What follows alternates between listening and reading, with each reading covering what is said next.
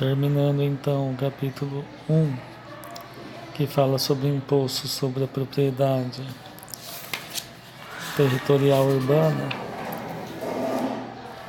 Então agora vamos ver as 4 últimas seções deste capítulo, que é da arrecadação, das penalidades, da isenção e das imunidades. Então, artigo 30. O pagamento do imposto será feito em 10 prestações iguais, nos vencimentos e locais indicados nos avisos de lançamento, observando-se entre o pagamento de uma e outra prestações o intervalo mínimo de 30 dias. Nenhuma prestação poderá ser paga sem a prévia quitação da antecedente. O pagamento do imposto não implica reconhecimento pela Prefeitura para quaisquer fins da legitimidade da propriedade, do domínio útil ou da posse do terreno. Ao contribuinte que não cumprir o disposto no artigo 19 será imposta a multa equivalente a 20% do valor anual do imposto, multa que será devida por 1 ou mais exercícios até a regularização de sua inscrição. E o artigo 19 diz que o contribuinte é obrigado a promover sua inscrição dentro do prazo de 90 dias contados da convocação eventualmente feita pela Prefeitura Municipal, contados da demolição ou perecimento das edificações ou construções existentes no terreno, contados da aquisição ou promessa de compra do terreno, contados da aquisição ou promessa de compra de parte do terreno não construída, desmembrada ou ideal, e contados da posse do terreno exercida a qualquer título. Artigo 34. Aos responsáveis pelo parcelamento do solo, a que se refere o artigo 20, que não cumprirem o disposto naquele artigo, será imposta a multa equivalente a 20% do valor anual do imposto, multa que será devida por 1 ou mais exercícios, até que seja feita a comunicação exigida. Artigo 35. A falta de pagamento do imposto nos vencimentos fixados nos avisos de lançamento sujeitará o contribuinte à correção monetária do débito, calculada mediante a aplicação dos coeficientes fixados pelo governo federal para atualização do valor dos créditos tributários, a multa de 10% sobre o valor do débito corrigido monetariamente, até 30 dias do vencimento, a multa de 15% sobre o valor do débito corrigido monetariamente, a partir do dia 31, a partir do 31º dia de vencimento, a cobrança de juros moratórios à razão de 1% ao mês, incidente sobre o valor originário. Artigo 36. A inscrição do crédito da Fazenda Municipal far-se-á com as cautelas previstas nos artigos 190 a 193. Artigo 190 nos diz que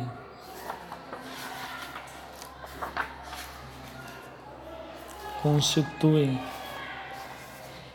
dívida ativa tributária do município a proveniente de impostos, taxas, contribuições de melhoria e multas tributárias de qualquer natureza, correção monetária e juros de mora regularmente inscritos na repartição administrativa competente, depois de esgotado o prazo fixado para o pagamento pela legislação tributária ou por decisão final proferida em processo regular. O 91. A dívida ativa regularmente inscrita goza da presunção de certeza e liquidez. Parágrafo 1º do artigo 191. A presunção a que se refere este artigo é relativa e pode ser ilibada por prova inequívoca, a cargo do sujeito passivo ou de terceiro a quem a aproveite. Parágrafo 2º.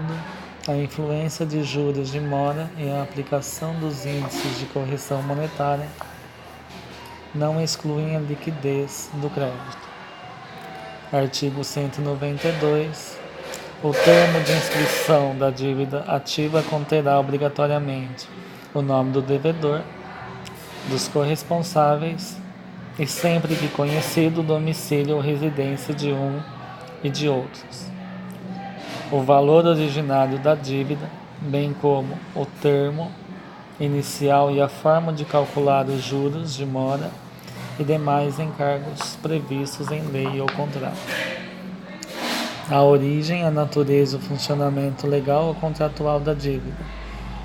A indicação, se for o caso, de estar a dívida sujeita à atualização monetária, bem como o respectivo fundamento legal e o termo inicial para o cálculo.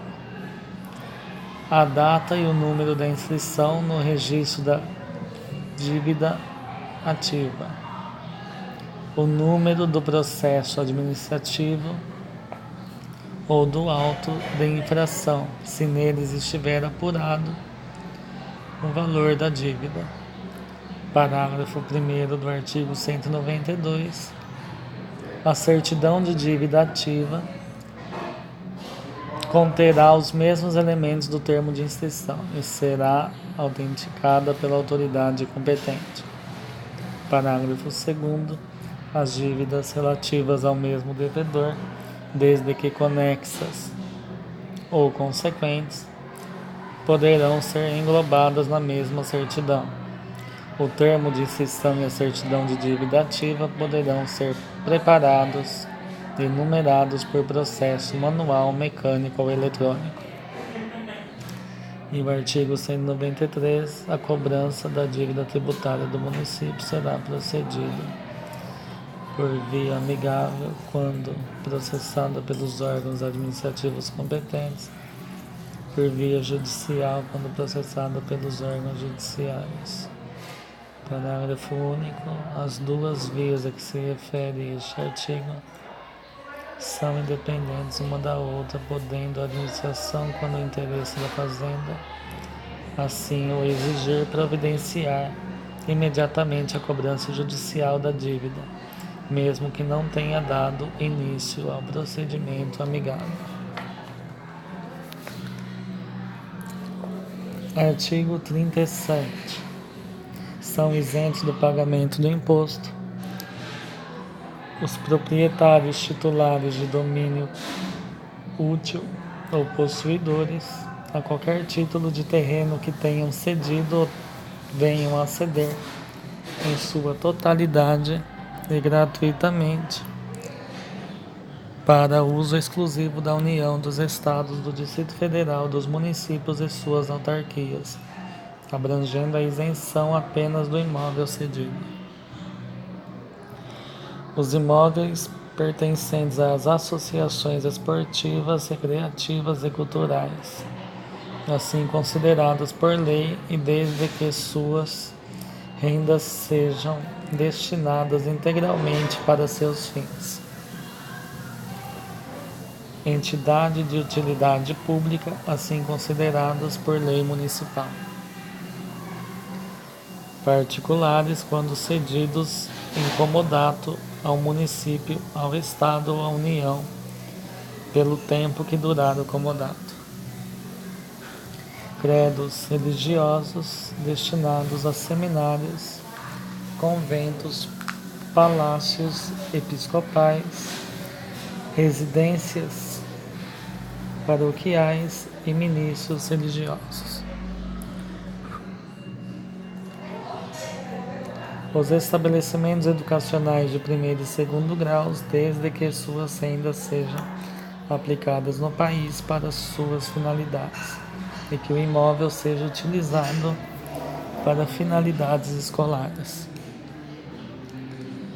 O imóvel pertencente a contribuinte que seja servido na força que haja servido na Força Expedicionária Brasileira.